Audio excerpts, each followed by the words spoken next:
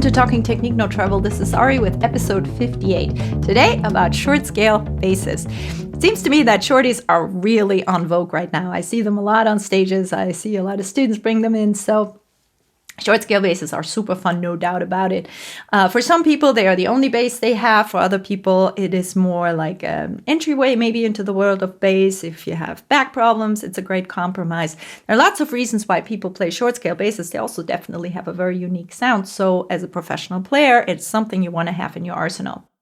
If you are not sure what scale length your bass has, by the way, there's an easy way to measure it. The scale length is defined as the length of where the strings touch. So that's on the bridge on one end and on the nut on the other. So take a tape measure and measure your scale length. There you go. There you have it.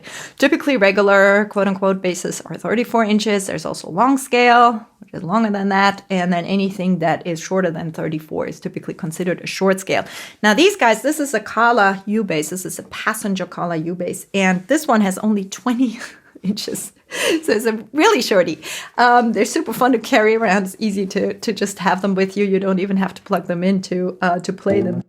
As you're picking up a bass like this, there will be differences in fret spacing. So your left hand will respond differently. There will also be different in string spacing. Your right hand has to deal with that. But then there is also this difference in strings. The tension is much looser and they are much thicker and they respond very differently. So obviously you could just play a bunch of songs and hope for the best and adjust that way, and that will work.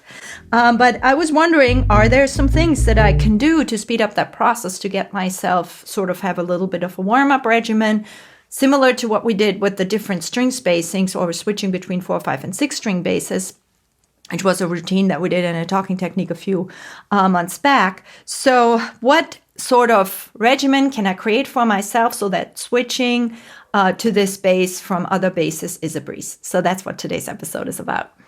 On these specific Kala U basses, I've discovered that you get the cleanest tone, left-hand technique speaking, if you are sort of in the middle between the two frets. Typically, we get the cleanest tone when we're on top of the fret. But if you are on top of the fret, because these strings are very different and respond very differently than regular bass strings, you get a much better and cleaner tone if you're further down. So that's a very quick and easy adjustment to make. If you're aware of it, then all of a sudden your tone will be much cleaner.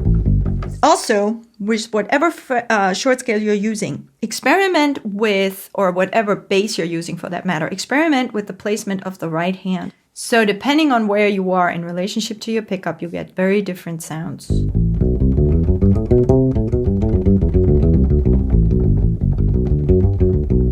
Versus more here.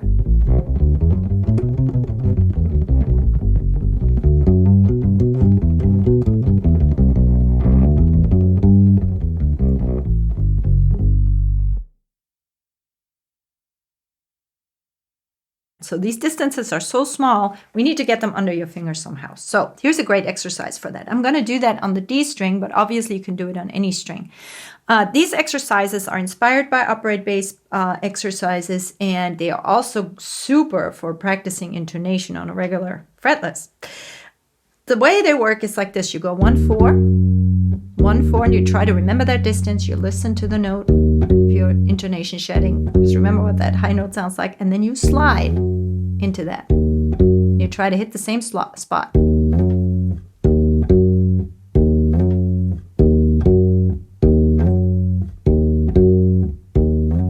And then when you feel like you're getting a handle on that, then you move it up to the next station. And you know, as I'm doing that, I'm visualizing the fretboard, and I am aware that this is F sharp to A, right? And A to C. And as I'm jumping back and forth between the two,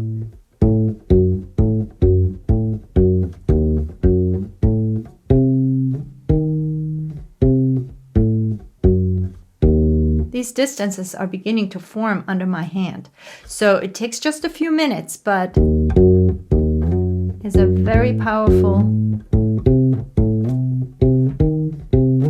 exercise to make your way up the fretboard. Then when you're descending, you can do this with this kind of fingering. 4, 1, bookmark where that 1 is in your mind, that spot and that sound if it's about fretless practice. And then you slide 4/4.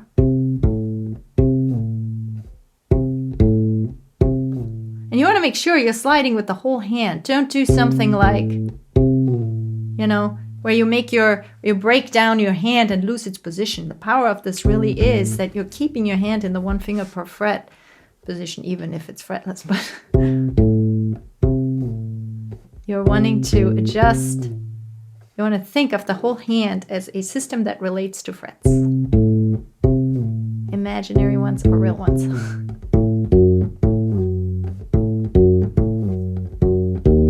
If you want. Now let's do that same exercise with the combination of fingers 1 and 3. 1, 3, 1, 1.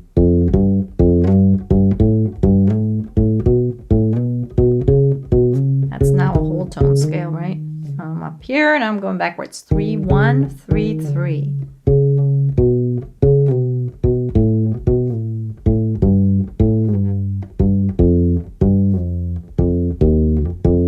If you want, all the way down.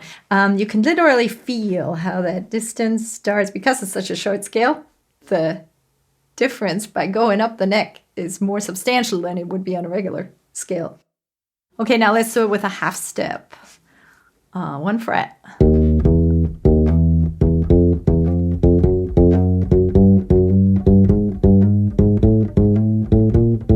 Really short distance.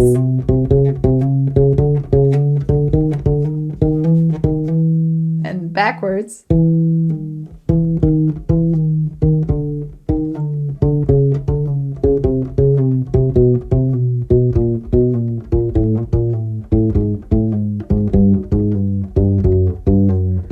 So this is not about speed. I'm just sort of cruising through it here to show you. But especially when you make this about intonation, and especially if you had a Kala U bass that had no frets, which these come in fretless versions, you really want to take your time to hear the note. Maybe even have a tuner out and check yourself, because great intonation training. So it's not about speed.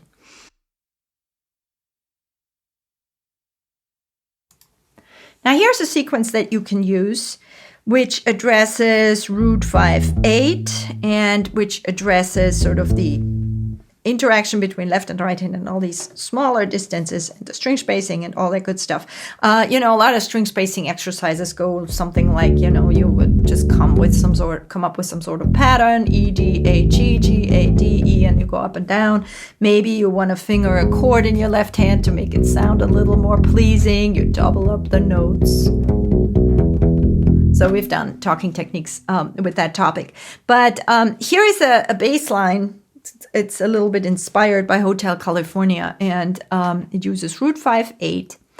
And it is a nice way to calibrate yourself on this very frequent and very important root 5/8 movement. Now I finger this definitely on this small bass like that. You could also play it like this, of course, bar it, but I find my hand is much more relaxed if I just turn it a little bit and play root 5/8 like that. Here's that sample played at tempo 78, and then I'll play it again a little faster.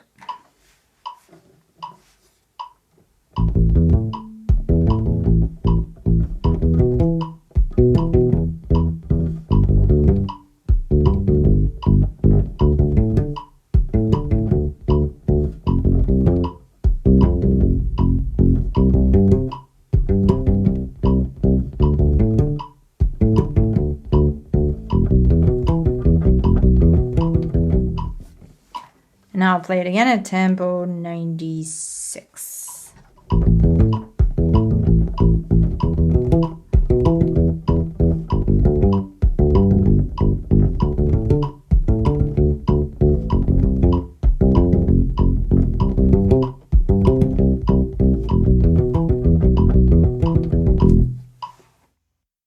One thing about these small basses too is that because you have much bigger spread, you can reach notes that you would otherwise not be able to reach. So you can come up with ideas.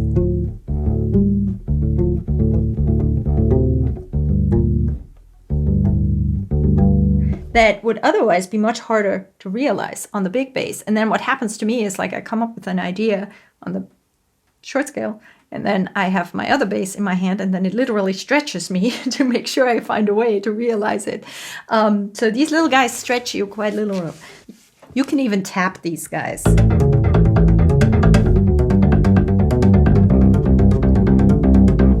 Or flip on your delay pedal.